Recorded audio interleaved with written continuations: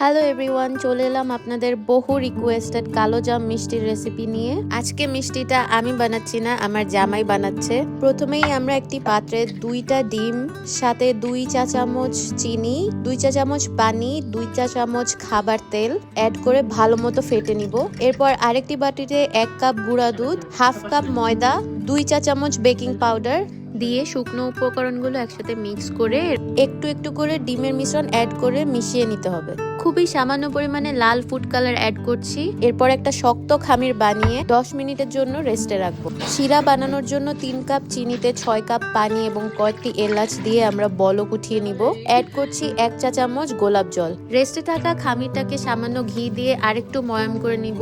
এরপর ছোট ছোট পোর্শনে ভাগ করে ভালো মতো চাপ দিয়ে গোল গোল লাড্ডুর মতো বানিয়ে নিব। মিষ্টি বানানোর জন্য হাতে প্রচন্ড প্রেসারের প্রয়োজন হয়, যা আমার ভাঙা আঙ্গুল নিয়ে বানানো সম্ভব হয় না। এরপর আরেকটি পাত্রে পর্যাপ্ত পরিমাণ খাবার তেল নিয়ে সামান্য গরম তেলের মধ্যে একে একে লাড্ডুগুলোকে ছেড়ে হালকা হাতে নেড়ে চেড়ে ভেজে নিতে হবে, যাতে সব সাইডে সমান কালার আসে। এরপর ফুটন্ত শিরার ভিতরে গরম মিষ্টিগুলো আস্তে আস্তে ছেড়ে ঢাকনা দিয়ে 10 মিনিটের মতো রান্না করে নিতে হবে। ওভারনাইট স্টোর করুন, মিষ্টি সাইজে আরো বড় হয়। অবশ্যই ট্রাই করবেন।